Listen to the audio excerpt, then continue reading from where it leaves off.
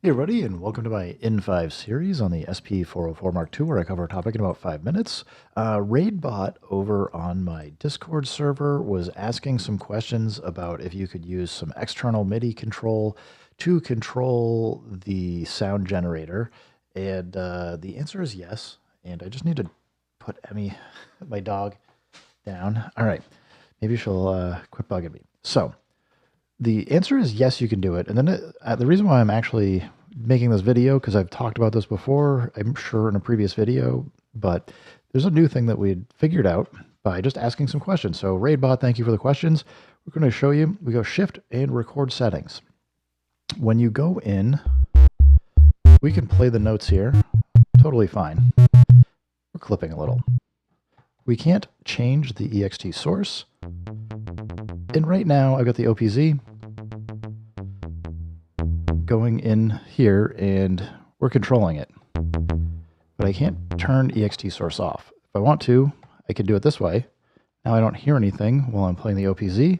And if I go back into the tone generator, I can't change EXT source. There's an interesting behavior here that I'm going to get into in a second.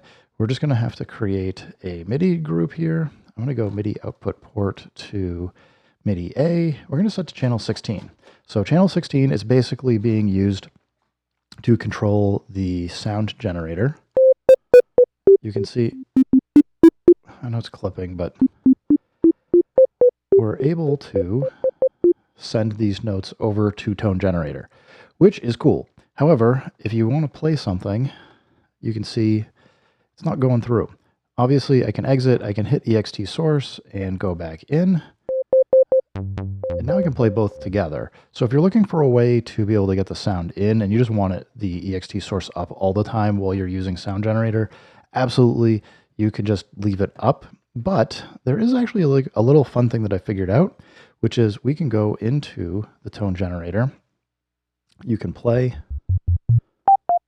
the notes, but if you, depending on what you have for your MIDI settings on your SP404 mk2, I've currently got type A. So if I am on MIDI channel 1 on like the MPC here, you can see here this note, which happens to be B0, is toggling the EXT source on and off down here, which means I can actually set up like a little gate here if I wanted to, and like play a chord and program it. Since it's a note on behavior when we do this, when I let go, it's basically just open. It's only up while we have the note playing, and as soon as you let go, it's going to toggle off. So it turns this from a toggle on-off switch to a note gate, basically. And whoops, didn't mean to switch to bus there. We're just trying to exit. On the other hand, you can see like if it's on by default, it's going to come on and then off, which is the behavior that we were just seeing. If you're on here and we go into record settings, you're going to see it immediately switches the behavior, so you're going to lose it. So I don't know that this is super helpful for people per se, but I did want to just show that you can actually trigger the sound generator from an external sequencer.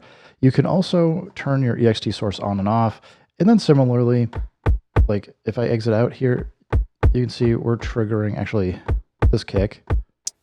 We're skipping because I have this set up in scales mode, so it's skipping notes. But I can use an external sequencer if I want to control the tone generator and the notes here. Obviously, because channel 16 is for chromatic mode, we're losing the ability to do chromatic mode for notes. But if you're looking for a way to use the sound generator and you want to use it while having also an external source, you get two options. Either just make sure you have EXT source up when you before you switch into tone generator, or just remember that you can use like B0, just send it over, and you can have it toggle up and down to do a note on for EXT source.